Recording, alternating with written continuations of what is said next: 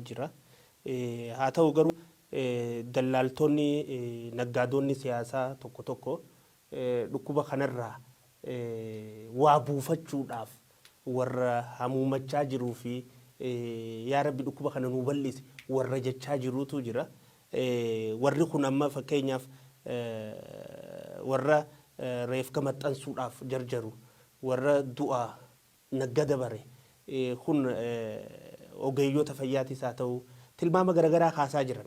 Fakkeenyaaf diinagdeen biyya tanaa hin caccabxii, import export irratti daakamuu dhufaa, ogeeyyoonni fayyaa hin mufatu, hiriira bahuu, hamilee waan adda addaa kaasuudhaaf tattaafatanii jira. Fakkeenyaaf yoon marii teenyarra kan kaasu taate vaayirasiin koronaa gama fayyaa dhaabbilee fayyaatiin ni laamsheessaa, ogeeyyi fayyaa didee finciluuf taa'aa hin hojjedhu jedheeti. Gaagama hawaasummaa nama hedduutu du'uu taa'aa. Awwaalchaaf qopheessaa jechuu isaaniiti. Du'uu taa'aa. Diinagdeen ni laamshaa. Import exportii rakkoodhaatu irra dhufuu ta'aniin qancaraa. Akkanumatti illee raayyaa ittisaa keessatti hokkora addaatu ka'uu taa'aa. Jechuudhaan niyaa rakkoo keessaa waa buufachuudhaa naggadachuudhaatu mul'ata. Maaliif ilmi namaa kun yeroo rakkoon tun Ameerikaatti ammaan tana fakkeenyaaf USA tarraan tana lakkoofsi reefu gizee ilaalu nama 3,000tu du'ee jira. Ameerikaan waywaachaa jirti. Addunyaan yeroo akkana waywaachaa jirtu kanatti nama keenya kaa keessaa dhibee kana keessaa bifa baraaruurra tokkoomee namni hojjechuu fi tajaajila kennuun osoo irraa eeggamtu siyaasaa moggadhiisee lubbuu namaatu dursa. Tana keessallee siyaasaa naggatuuf hogguu namni wixxifatu hogguu argan waan nama ajaa'ibsiisu. Toora kanatti amalli baree nama dhiisuu jedhan. Dhuga. Harki hannawoo bare dooluun isaallee hin sossoo jedhan. Beekamtiin karaa ajjechaa namaatiin nama gowwoomsuun, nama fixuun, dhiiga namaa mul'isuun, reefa namaa mul'isuun argame kun gaafa wanni sun miidiyaa irraa dhabamu araaraa namatti ta'a jechuudha. Araaraa namatti ta'a, araaraa san barbaade. Namni waan san godhu. Malee silaa haala amma jiru kanaan xiinxalli akkasii hin kennamu jechuudha. Xiinxalli akkasii hin kennamu. Namni amma diinagdeen hin laamsha'a. Diinagdeen gaafa laamsha'e immoo namni wal saama. Kun jechuun maal jechuudha? Gamanumaa namni qopheessanii soo jiraate haalli amma jiru kun mootummaan dhibee kanaan qalbiin isaa qabamee jira. Isin immoo achitti hokkara kaasaa saamaa ka jedhu waan akkasii erga akkasii dabarsu garee qopheessanii waan akkasii jiraachuu hin danda'a jechuudha. Kun waan seeraan nama gaafachiisu. Maaliif akkana namni baay'een hin dhuma. Dhumaatii baay'eetu ga'uugaa toora sanitti ogeeyyiin fayyaa hin ifatu. Waan immoo ittiin ofirraa ittisan kana waan akka maaskii waan akkanaa kana hin argatanii jiraaf hin jiru odoon beeke hin argatanii so kana waan dhabaniif isaan immoo hin fincilu tajaajila hin kennanii wanni jedhu kun saniin illee wal qabatee ammas caasaan nageenyaa waan kanarratti waan ittiin ofirraa ittisan waan funyaan itti godhatan waan harkatti godhatan waan qaamatti uffatan waan akkanaa kun hin dhiyaatu fi isaanis isaan keessa wanni kun namallee hin qabaa hin miidha waan kana ta'eefuu jarri kun ammas tajaajila silaa kennan kana dhiisanii isaanuma keessa fincila silaa lafarratti ka'usan ansaamichaa san anannaasan ittisuu odoon ta'in ofiifu fincila kaasuuf deemuu ka jedhu waan akkana nama barreessu argine. Kana jechuun maal jechuudha? Achi keessallee fincilaa jechuudha. Ogeeyyii fayyaatiinis fincilaa waan kana raawwatinaa jechuudha. Kana jechuun immoo maal jechuudha? Afaan tokkoon uummanni dhumuuf deema akkan duune maal waan akkanaa kana taasisaa.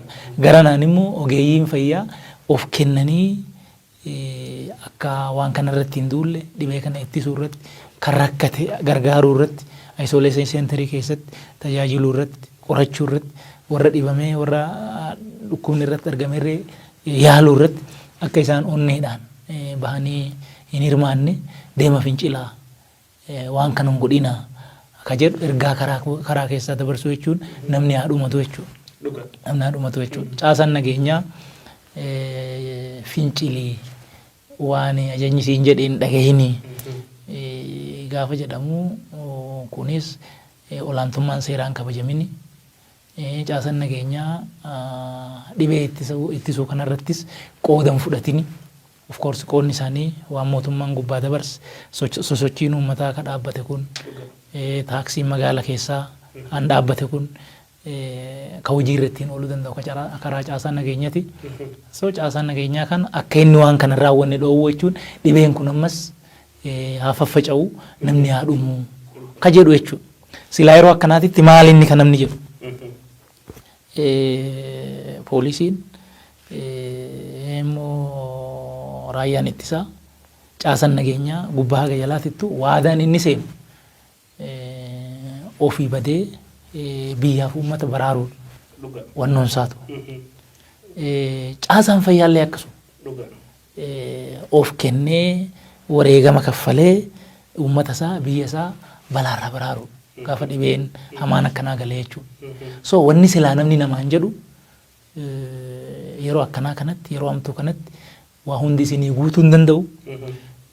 So yoo guutuu baatellee yeroo hamtuuti humni biyya keenyaallee amma ga'u isinis hin beektani waa hundumtuu balaa kana gaafa darbine itti deebinee mari'anna.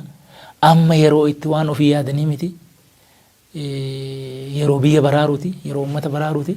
So hundi keessanuu humna dandeechaniin beekumsa qabdaniin wal qarqaartanii onneedhaan waan kana duultanii even caasaa fayyaa qofa otoo hin ta'in dargaggoonni tola ooltummaadhaan bahanii namni akka waan kanarra duulee dhibee kana injifatu haamilee itti kennita malee wanni kun ta'uu malaa jettee fincilaa jettee karaa keessa akka xiinxala wayii goote xiinxalaa miti garuu ergaa biraa fincilaa waan kana raawwatina didaa jettee akkanatti itti himtu jechuudha. Hin godhamu jechuudha wanni kun. Wanni kun sadarkaa biyya ganuuti sadarkaa uummata ganuuti sadarkaa biyya jibbuuti jechuudha namni yoo keessatti ilaala. Saniin gamanatti namni gara saamichaa seenaa nyaanni dhumee maal waan akkanaa kan akkanatti miti an dubbiin xiinxalamu waan kana miti silaa ka himamu. Aadaan uummata keenya jira. Uummanni keenya nama inni beeku qabeelee isa bira du'u itti dhiisiti. Warra inni hin beekne Bishooftutti beektaa fayyaarri Itoophiyaa barsan kufee nama achi du'e san haga dheengadda taskaara baasuutti itti gahe. Nama argee hin beekne nama waan ta'eef jechuudha. So uummanni keenya uummata gaafa rakkoo walirraa dheefu miti. Uummata gaafa rakkoo waan qabu walii hiree wal qarqaaree wal utubee rakkoo waliin bahu malee uummata gaafa rakkoo wal nyaatu miti jechuudha. Uummata wal saamu miti jechuudha. Uummata ofiitti walitti deebi'ee wal miidhu miti jechuudha. Yoommoo namni waan qabu si qarqaare waan isa saamtuuf ati isin qabdu jechuudha. Namni waan qabu yoo rakkoo kana keessaa bahan yoo dabarre kasilaa nyaachutu ta'u manni mana ka ta'u yoo rakkoo kana keessa darbine itti jiran. So amma balaan kun erga tokko nutti dhufe hundi keenya humna qabnuun wal qarqaarre wajjin keessa bahuudhaaf akka wal qarqaaru akka wal tumsinu akka immoo nageenya ollaa ofii hundumtuu nagaan waa hunda olee bahu olee galu kana gorsita malee balaa akkanaatiif bu'uu deema namni wal saamuuf deema ogeeyyiin fayyaa finciluuf deemu humni nageenyaa ajajamuu diduu fi waan akkanaa jettee shororkaan akka babal'atu qofa otoo hin ta'in jarri sunillee jarri silaa diyuutii irra jiru kun akka isaan waan silaa yaadanii garan taanetti deeman akka kana miti jechuudha akka xiinxallitti kennamu. So kuni hammeenya guddaadha. Kuni jibba biyyaati. Kuni jibba uummataati. Afaaniin arrabaan gara gubbaatitti maqaa uummataatiin badii uummataa lallabuu jechuudha wanni kun. Galatoomi ani yaada kiyya kennachuudhaaf yaa'u mariirra jirra. Gaafiif deebisaa miti marii godha. Marii wanni. An wanni na dhibu yeroo takka namni jaalala biyyaa qabu. Value biyyaa namni jaalala uummata fi qabu, namni jaalala raayyaa ittisaa qabu, namni jaalala poolisaa qabu, namni jaalala fayyaa qabu, namni jaalala nageenyaa qabu yeroo muddamaa ta addunyaan itti ciniinfachaa jirtu tana tan addunyaan ittiin fayyaa dhabdee girgiraawaa jirtu pirezidantii wanta xaaliyaan agarre wanta hoogganaa xaaliyaan akkaataa itti imimmaan harcaasee uummata addunyaarra booyaa ture akkaataa uummanni san itti du'e nuti numaa boodarra nu bira gahuun kun hubannoo jajjabaa kan uummanni keenya qabaatuuf